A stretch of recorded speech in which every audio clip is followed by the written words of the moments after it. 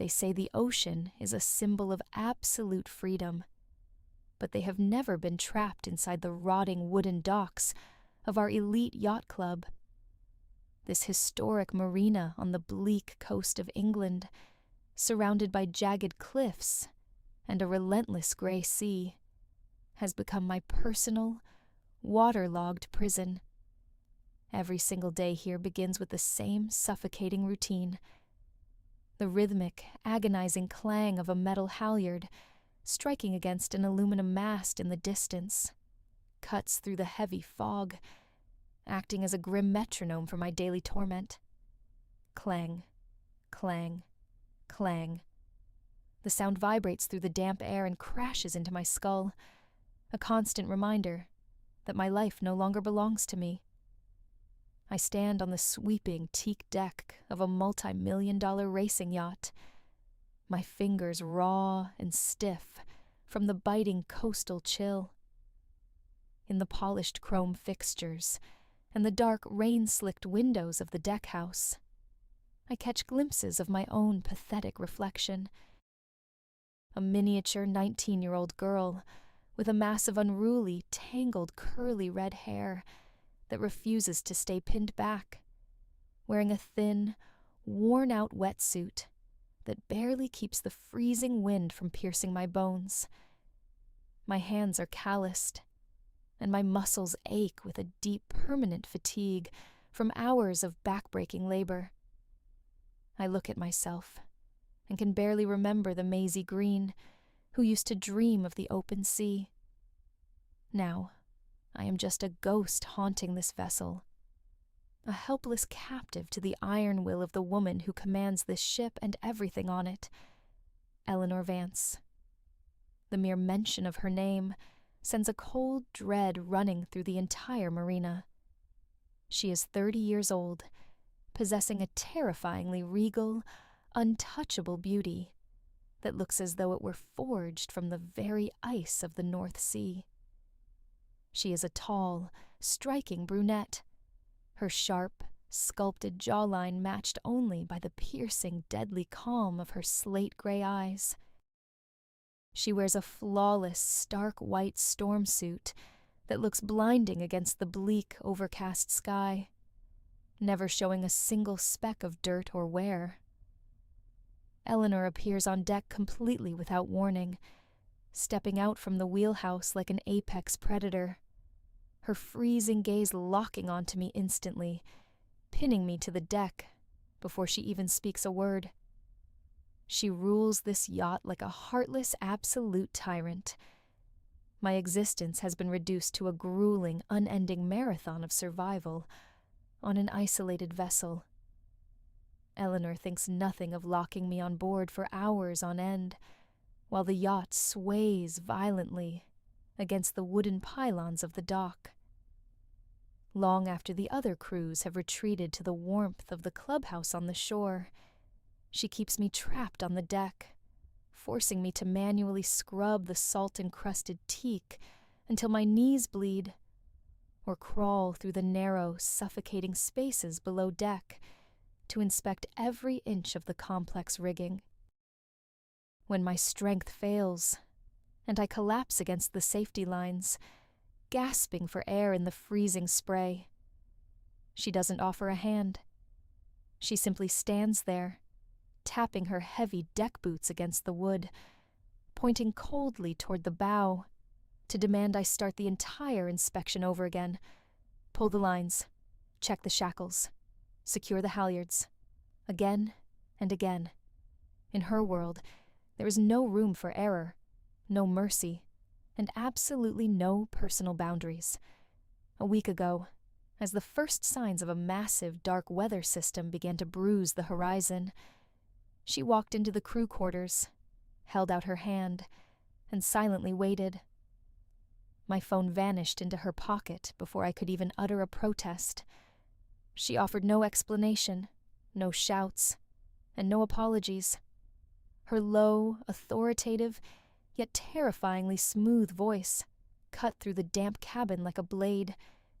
She claimed it was a matter of absolute safety during a prolonged storm, a necessary measure, to ensure total focus on the vessel. But the reality is far more sinister. I am completely cut off from the mainland. I have no way to call for help, no way to contact a soul beyond this dock. My entire universe has shrunk to the borders of this sleek white hull.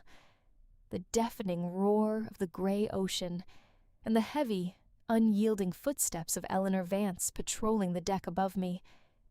Day after day, she systematically and deliberately grinds down my resistance.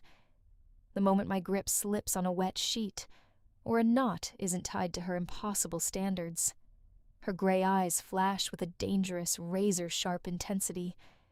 She steps closer into my space, bringing with her the crisp, terrifying scent of ozone, expensive sea salt soap, and an overwhelming aura of psychological dominance. She looks down at my small frame, mapping out my weakness, the violent trembling of my hands, the tears of exhaustion mixing with the salt spray on my face, the sheer terror I try so desperately to mask. Eleanor has made it entirely clear that without her, I am nothing but a liability to be swallowed by the waves. She wants me to believe that her brutal iron fist is the only thing keeping me alive on this water. I hate her with every fiber of my being. I fear her to the point of sickness. But when she commands, my body moves automatically. The storm is closing in. The sky is turning an apocalyptic shade of black, and I know she has no intention of letting me step foot on that shore tonight.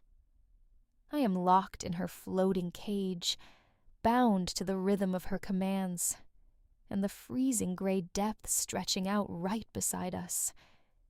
The illusion of my captivity is absolute, constructed so perfectly that anyone looking from the shore would see nothing but a heartless, arrogant heiress, playing God with a defenseless worker. Every passing minute on this isolated vessel is calculated to heighten the underlying dread, spinning a web of sensory tension that makes the very oxygen in my lungs feel heavy and thin.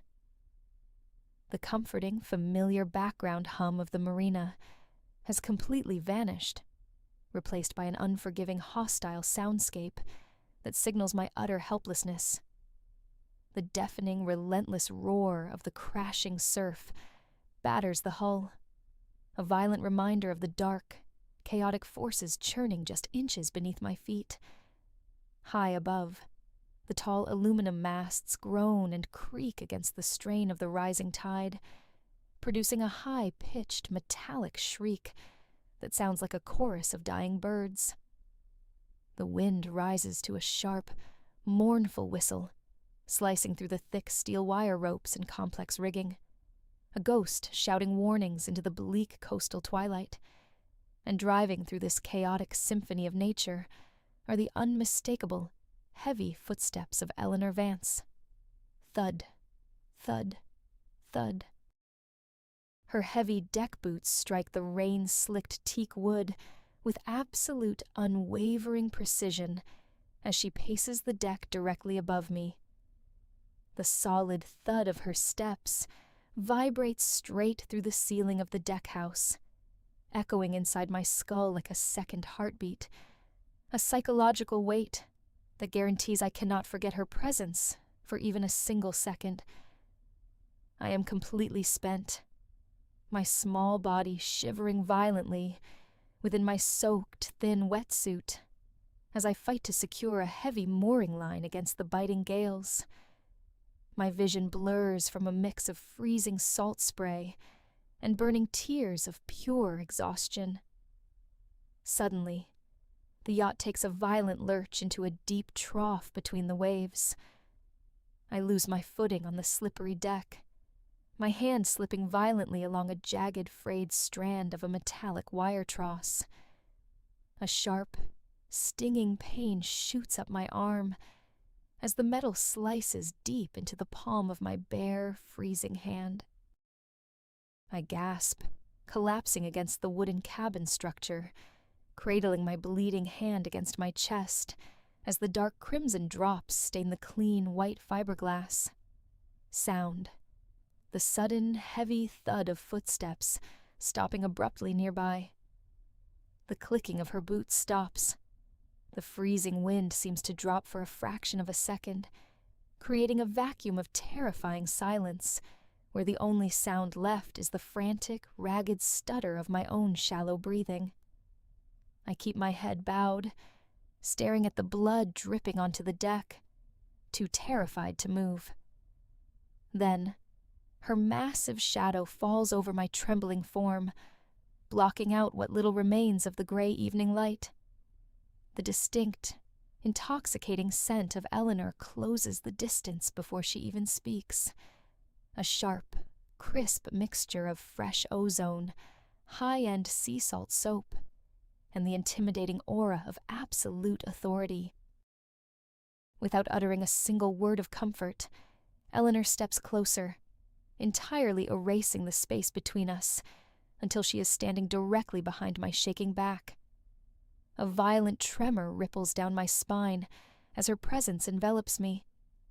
Then, her large, powerful hands settle heavily on my shoulders. Her grip is incredibly firm, completely devoid of warmth, feeling like two bands of polished iron locking me into place.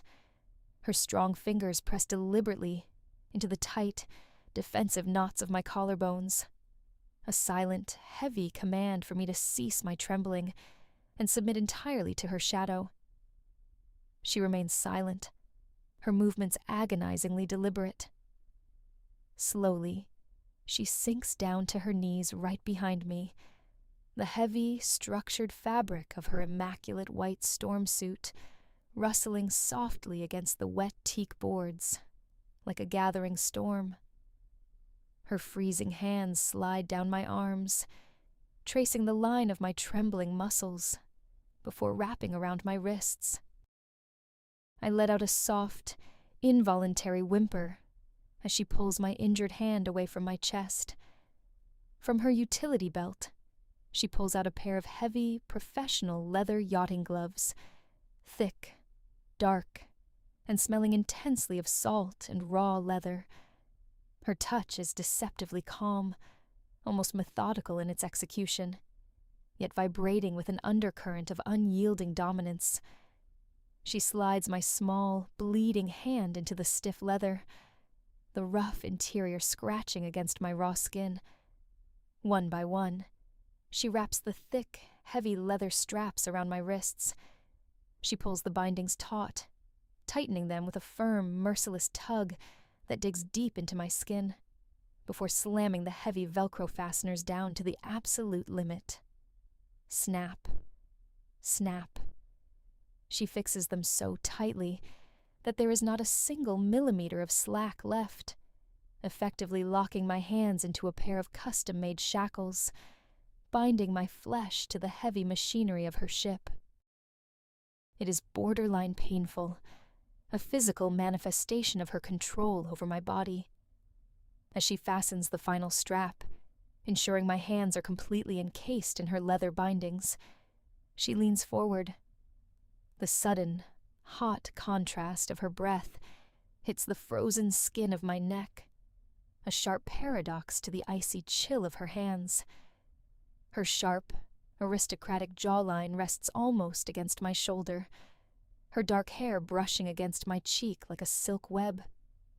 When she finally speaks, her voice is a low, velvety growl that vibrates directly into my chest, filling my head until I can no longer think.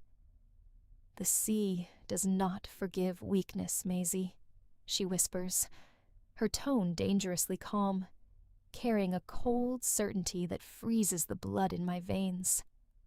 And neither do I. Her leather-clad fingers linger on my tightly bound wrists, her thumb tracing the edge of the heavy fastener she just locked. She leans in closer, her lips almost brushing the shell of my ear. "You will not step foot on that shore. Do you understand me?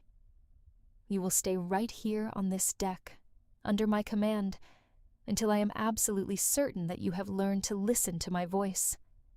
Your safety, your contract, your entire destiny, it belongs to me now, and I do not let go of what is mine.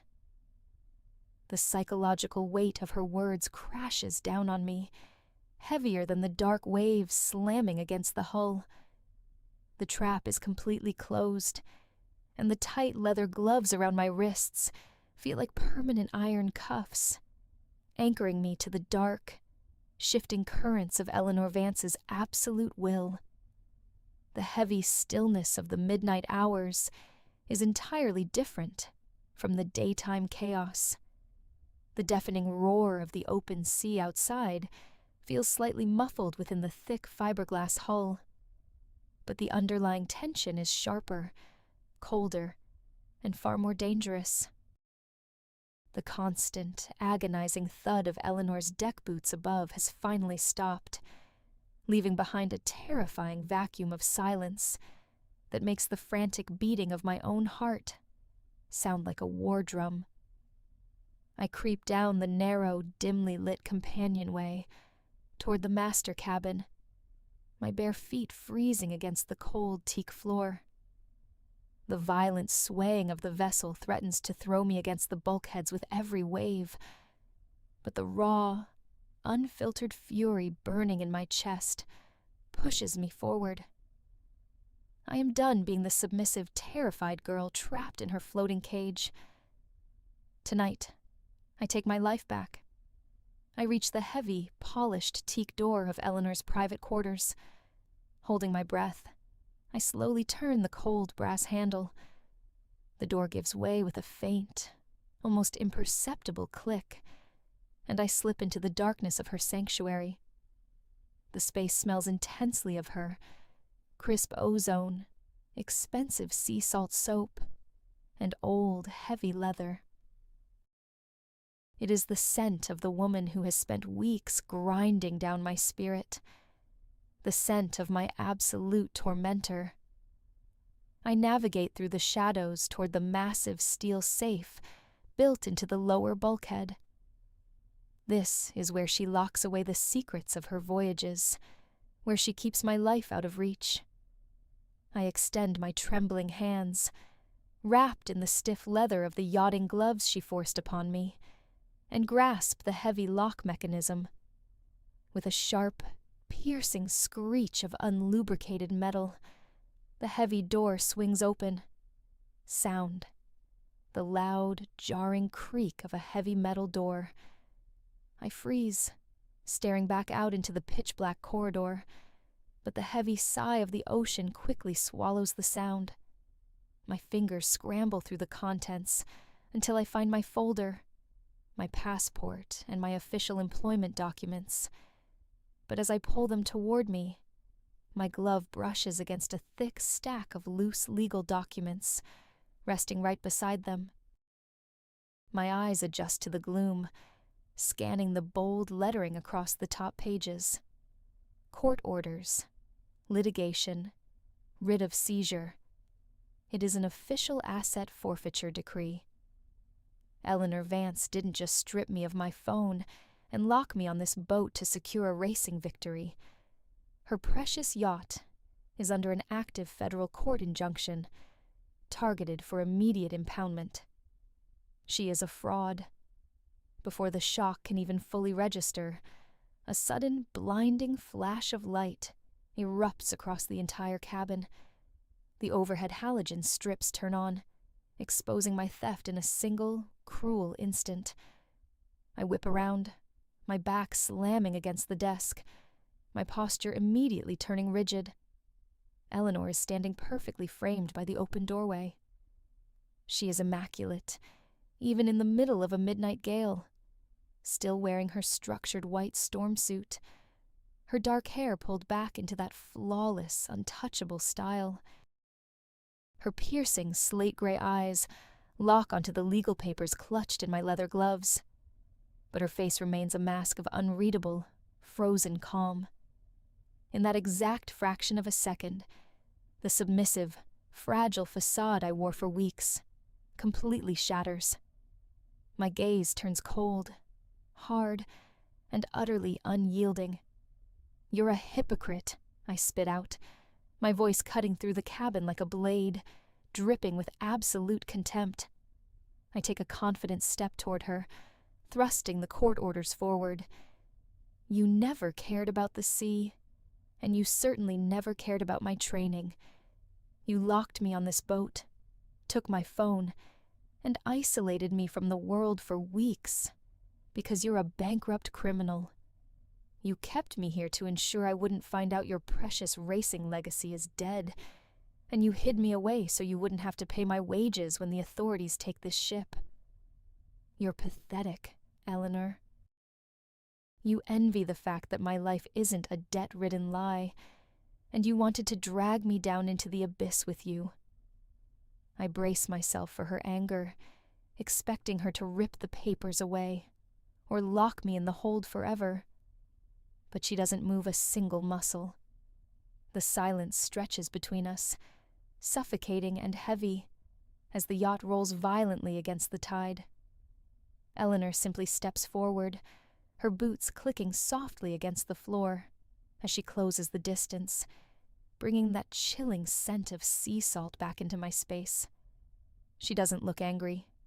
Her expression is layered with a deep, unfathomable stillness that completely catches me off guard.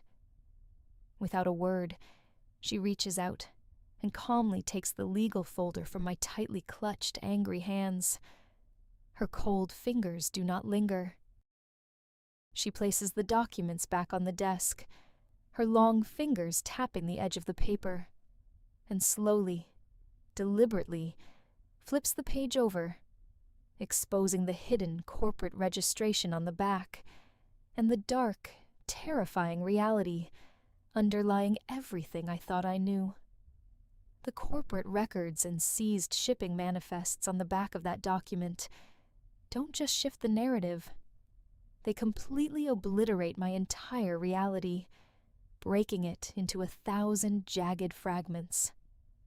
I stare down at the hidden addendums, my eyes rapidly scanning the falsified customs declarations, the international maritime routing slips, and the highly illegal export logs. This entire elite yacht club and the high-profile international regattas we were supposedly preparing for had absolutely nothing to do with sporting prestige or luxury. It was a sophisticated, highly shielded corporate smuggling ring, organized directly by my stepfather. For years, he had been systematically utilizing the club's pristine racing fleet to smuggle priceless historical artifacts and cultural treasures entirely out of the country. And right beneath his signature sits a shadow contract, a meticulously prepared framework of fraudulent transport invoices bearing my forged signature, perfectly designed to frame me as the ultimate, unsuspecting scapegoat when the federal authorities finally closed in. My hands go entirely numb within the thick leather yachting gloves she forced upon me, and the heavy legal folder slips from my grip, dropping onto the dark wood of the desk. I look up, my breathing erratic, but the burning rage that had driven me into her quarters just moments ago vanishes completely, replaced by a suffocating, freezing realization. Eleanor steps out from the doorway, closing the remaining distance between us until her imposing presence completely shadows my frame. But when she finally speaks, the usual razor-sharp ice in her voice is completely gone, replaced by a raw, bleeding gravity that makes my chest tighten. She gives me the truth, a truth born from her own dangerous, classified reality. She isn't a bankrupt fraud clinging to a dying legacy. Eleanor Vance is an elite undercover operative for the Maritime Border Guard, embedded deep within this club for over a year, to dismantle the operation from the inside. She discovered my stepfather's trap weeks ago, realizing that he had already finalized the paperwork to destroy my life the moment the final shipment left the dock. The room seems to warp around me, as every single memory of her brutal tyranny over the past weeks completely transforms into a devastating act of survival. "Why do you think I locked you on this vessel for hours, Maisie?" Eleanor whispers, her low voice cracking slightly as she steps closer, her slate-gray eyes reflecting a deep, hidden torment. "Why do you think I confiscated your phone, cut you off from the mainland, and forced everyone in this marina to believe I was a ruthless, cold-blooded aristocrat?" She reaches out, her hand hovering just inches from my face for a fraction of a second, before tightening into a fist at her side. "Your stepfather's men have been monitoring you constantly, waiting for a single slip-up to finalize the frame job or silence you permanently before the raid. Isolating you here, cutting your ties to the shore, and keeping you untraceable under my direct custody was the only way to keep you entirely out of their reach." The weight of her words crashes over me like a rogue wave. The grueling midnight inspections, the raw hands, the agonizing isolation. It wasn't an exercise in cruelty. It was a tactical sanctuary.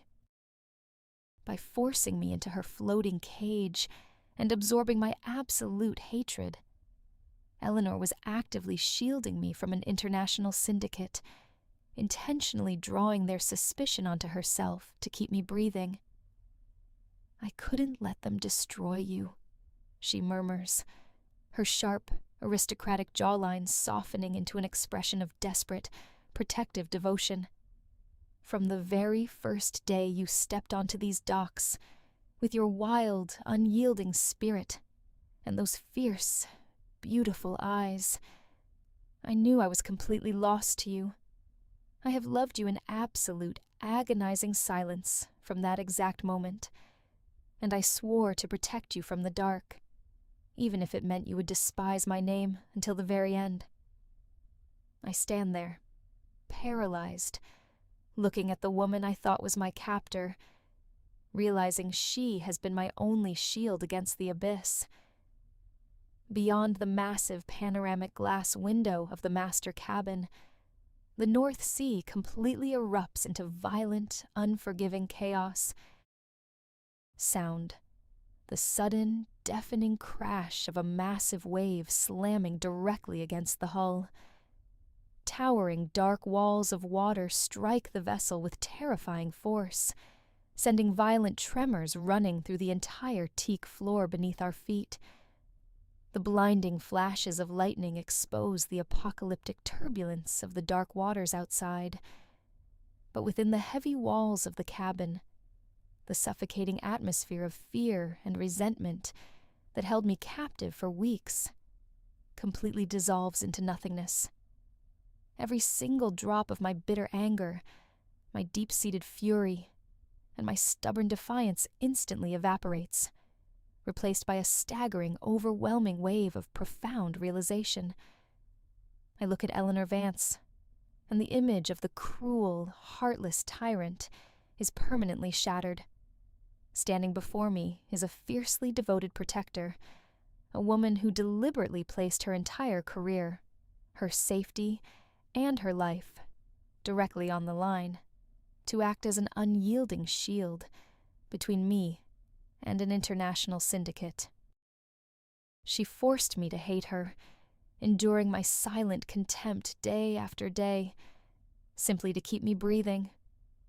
Eleanor steps away from the polished wooden desk, her measured movements entirely stripped of their cold, intimidating daytime authority. She walks over to the storage locker and pulls out her heavy, dry captain's coat, the thick, dark wool smelling faintly of ozone, sea salt, and absolute safety. Closing the distance between us, she gently opens the heavy fabric and drapes it over my shivering, exhausted shoulders. The sudden, intense wave of trapped heat hits my frozen skin like a physical shock, melting the defensive posture that had kept my body completely rigid for weeks. As the massive coat settles around my small frame, Eleanor extends her hand. Her long, elegant fingers, which had always felt like bands of freezing iron against my wrists, now tremble with a delicate, hidden vulnerability. She reaches out, her touch impossibly light, and tenderly tucks a wild, stray, curly red lock of hair right behind my ear. The fragile softness of her gesture completely shatters the very last barrier standing between our souls. The lies are gone. The deception, the manufactured roles of master and captive, the agonizing walls of silence. It all washes away into the dark storm. The ocean continues to roar violently outside, thunder shaking the very foundations of the ship, mirroring the dangerous world we have finally learned to navigate together.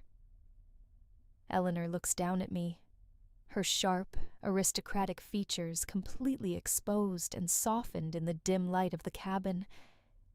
She extends her hand once more, her strong thumb and forefinger lightly brushing against the contour of my jawline, gently tilting my face upward by the chin.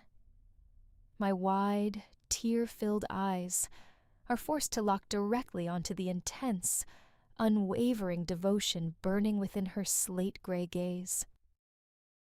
"You don't have to fight the currents alone anymore, Maisie," she whispers, her low, velvety voice completely free of its razor-sharp edge, vibrating with a raw, fierce sincerity that echoes straight through my chest.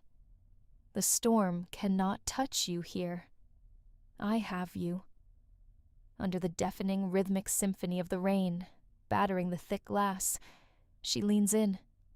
The remaining space between us vanishes completely as Eleanor presses her lips to mine, sealing our survival in a single, long-awaited, and deeply saving final kiss. It is a quiet, desperate collision of warmth and profound relief, an unspoken vow of absolute protection that permanently secures our secret alliance in the black heart of the raging sea.